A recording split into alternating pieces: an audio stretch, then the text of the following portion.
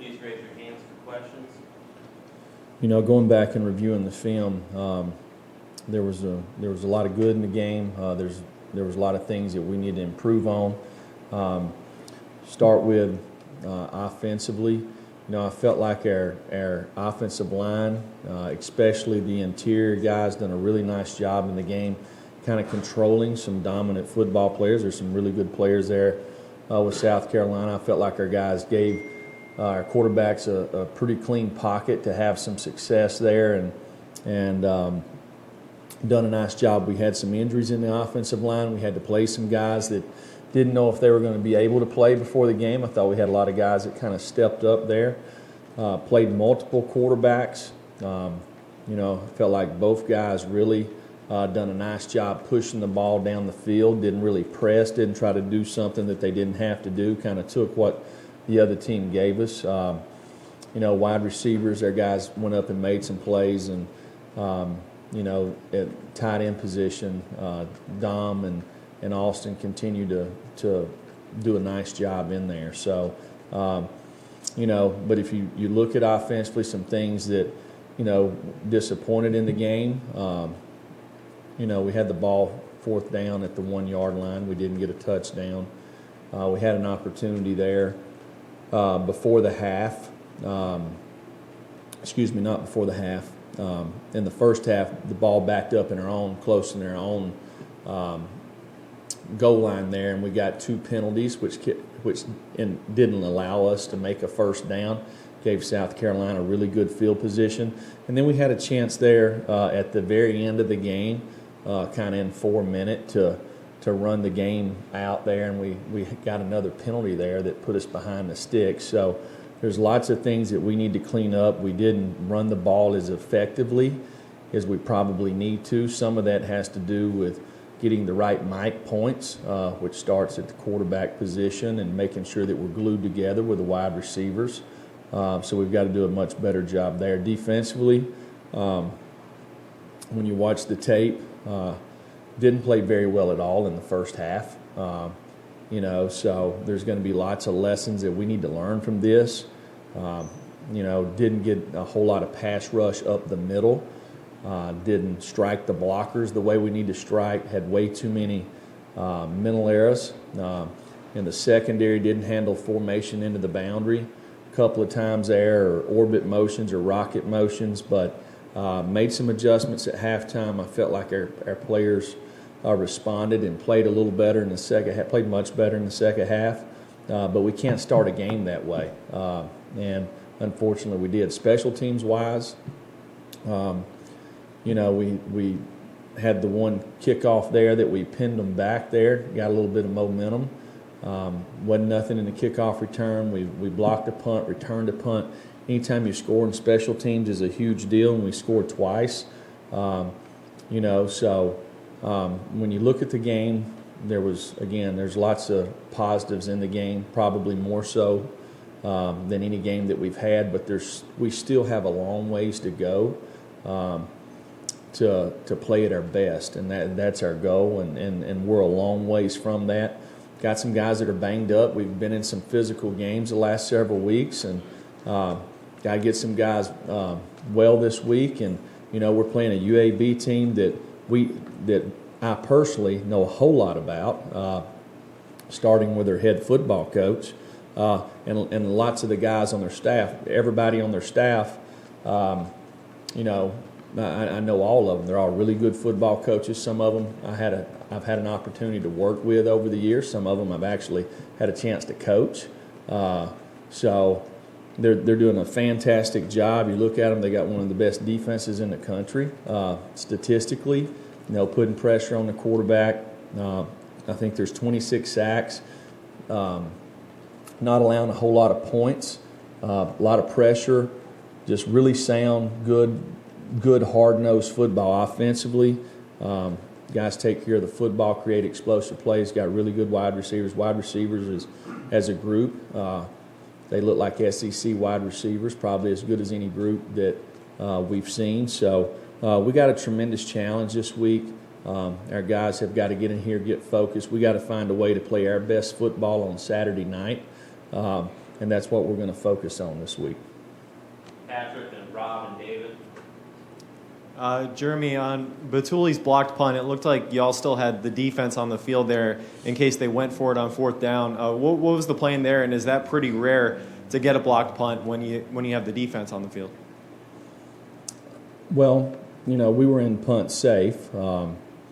We did have Batuli firing on that, and they didn't block him. So it's if they don't block you, it's not unusual. It's happened before. Okay, I've coached on a team and seen it happen where we gave up a blocked punt because they were in punt safe. They're going to rush 4 guys, and somebody relaxes, thinks they're not going to rush, and the guy runs back there and blocks the kick. In fact, when the last time that happened, Bill Clark was the coach on the other team in the 2006 state championship game, and we end up losing the game by 1 score. It's funny how you don't forget that stuff. But, no, I've seen it happen, and it happened Saturday. So we had guys, Greg Emerson got good push in there. Aubrey Solomon done what he was supposed to do. They had enough guys to block us, but somebody made a mistake. Coach, just what does it say about Coach Chaney's plan last week? You mentioned the injuries on the offensive line. You played 2 quarterbacks, one of them who had very little experience, and you throw for 351 yards and 2 touchdowns. Just what was kind of the key in making that happen? Well, Jared's got a lot of experience. JT, not so much. I thought Jared played his best game of the year. I mean, the throw that he made to JaJuan Jennings, there in the end zone, he made a great check, slid to protection. We didn't have enough to block him. He drifted away from the protection to buy himself some time, stood in the pocket, delivers a ball. As good a pass as you'll see. That's the Jared that I had seen in practice most of the year, okay? And it's good that it showed up, So he really done a nice job, made some really good throws, handled the run game, handled the team. It was good to see. And now he needs to build off of it. He's got to do it again. Got to have the same prep this week and get ready to do it again. I thought JT, for a guy that's not played in many games, got better as the game went. Kind of kept his poise, was coachable during the game. So I think Coach Chaney, Coach Winkie, Coach Martin, Needlemeyer, Coach Friend, Coach Johnson, all those guys done a fantastic job with our offense this week. We played 3 quarterbacks in the game, and to find a way to move the football against a good defense, we didn't. I know we scored 2 special teams touchdowns, but moved the ball effectively for most of the game. So that was good to see. David and Brent and Steve. Jeremy, what did you guys learn about Brian on the visit to Nashville last week, and what do you expect for him this week? Brian, he's going to go out there and start practicing this week, so we'll see where he's at the end of the week, but he's ready to go. As a follow-up to that, what are you with Jared, and do you expect him to be ready? And then secondly, how do you make sure your team does get the focus back? Because they had some success on Saturday. I'm sure everybody's told them the last 48 hours how well they've done. How do you make sure that they keep the edge they played with the last 2 or 3 weeks? Well, to start with Jared, I just saw him. He's up here watching film, so I'm sure he'll be limited for a day or 2 here, and he's got to take mental reps, and he'll do that. So he's in here watching film. He'll be ready to go unless something happens that I don't know about. And as far as, we got 4 games left. Man, we worked really hard to get an opportunity to do this. I don't know why anybody would not take advantage of the opportunity.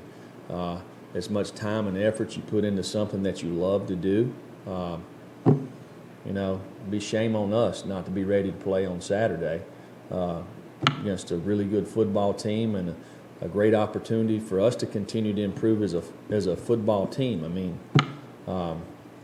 We haven't done anything yet, so we've got to continue to work hard, learn how to sustain, and do it for multiple weeks at a time, So nowhere close to that. We learned how to finish one game.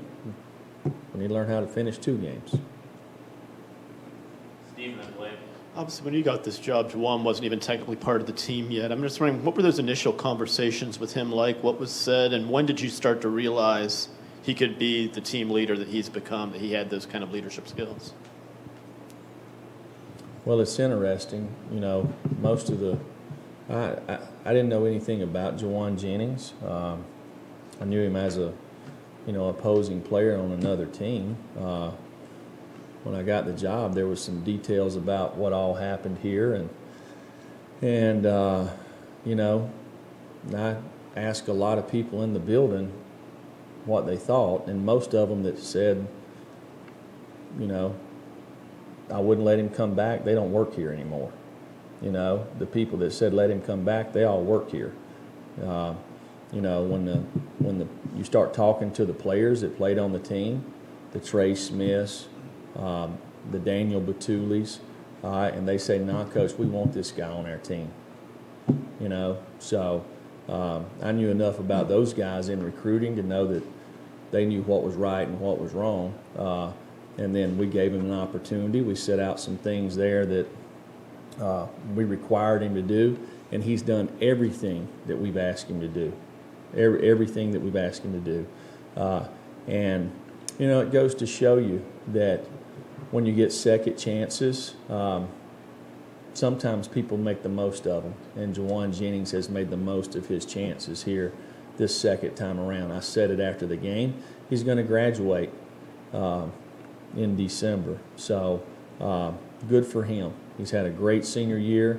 I know he wants to finish it on a positive note. And he's going to leave his mark at the University of Tennessee, not only as a football player, but as a person with character, who's a leader, and has given his all for the University of Tennessee. Blake, then Vincent Jean. Jeremy, 2 questions. One, I was wondering if you had any update on Darrell Taylor and Darnell Wright after they exited Saturday. And then 2, could you tell us about your trip to Gus's after the win Saturday? My trip where? There was a video circulating. To Gus's? Yeah. Well, Darnell has an ankle. I think that was obvious to everybody when he come off the field there. He'll be day to day. We'll see where he's at. And who was the other one? Darrell. Darrell had pretty good contusion there on his knee. He's another guy that'll be day to day. And your last question, I had it last night. Austin asked me this: is I'm leaving here. My wife asked me to stop and get her something to eat. So at 11:30, there's not a whole lot of spots, but so I got her some French fries. Vince. Coach, can you talk a little bit more about Bill Clark and everything that he went through with that program and being a coach of a program that was shut down and trying to rebuild it? Can you expand upon that a little bit? Yeah, I'm not really familiar with the whole process, what all took place there. But Bill was coaching at Piedmont High School when I was playing at Plainview. So for my dad. So this goes all the way back to late 80s, early 90s, right? So I've known Bill and Bill's father, who was a high school football coach at Ohatchee High School in North Alabama there for a long time. Our fathers are high school, or mine still is high school football coach. So Bill was a defensive coordinator at Hoover at one time, and before he got the Prattville job. And so we played each other along the way, known each other. We never worked together, but have obviously been friends over the years. Very familiar with a lot of guys on his staff. Have a tremendous amount of respect for what he's done throughout the years. His teams have always been very well coached, hard-nosed. That first thing they say in there, from the offensive side, man, these guys play hard. Yeah, they're going to play hard. All his teams do. So, the guy's done a fantastic job at UAB. where there's not ever been a whole lot of success there. And he's done a really nice job. Wins a conference last year. Got one loss this year. They got a really good football team. Done a nice job in recruiting. Got the guys playing extremely hard. So we've got to be at our best on Saturday night. Jeremy, to kind of follow up on the JaJuan question earlier, how much did the opinions of guys like Trey Smith and Batuli, had they had a negative reaction to your questions, would that have affected like your final decision as whether or not he got an opportunity, that second opportunity? Well, there was a I guess you might call a trial period there, that we worked through with JaJuan, and again, he done everything we asked him to do. To me, that's old news. The news now is what a leader, what an ambassador he's been for the university. He's getting his degree. Guys, talking about passion that he plays with on Saturdays, the toughness, and I've seen it every day at practice. It's what y'all see on Saturdays is what we see every day. So we need a team full of JaJuans, and he's helped shaping a lot of other guys on our football team, okay, by how he goes about his business, how he competes, because it's contagious, So it's great having him here, and I'm thankful that I've had a chance to coach him for the last 2 years. Jesse, then Rick. Jeremy, with Brian back at practice, Stroud, I know, got a lot of first-team reps a week ago. What's kind of the early week plan in terms of how do you kind of manage the reps for all three of these quarterbacks this week? Well, it's easy today. Jarrett's not going to be able to practice. Probably be tomorrow before he jumps back out there. So we'll have two guys today. So we'll have to see as we move through the week here and get a good idea exactly what we want to do. We might play all three of them. We might just run them in and out. Coach Spurrier used to do that. So just run the plays in there. We won't have to signal. We can do like we did back when, I played for my dad. He whispers the play. You run out there, whisper to the quarterback. We break the huddle. I kind of like that. So we might play them all that way. Coach, if you will, talk about the work that your staff has done as the season has progressed to get the guys playing with that passion and playing the way they are at this point. Well, I think it says a lot about our assistant coaches, the time and effort that they've put in, their relationships, okay, because somewhere along the way there has to be trust, okay. When things don't go the way you expect them to go, you get all kind of outside noise, you have all kind of clutter. I think it says a lot about our staff, about keeping their players focused, the buy-in, the belief in what we're working on, so We've got to continue to do that. Our football team has continued to improve from the start of the season.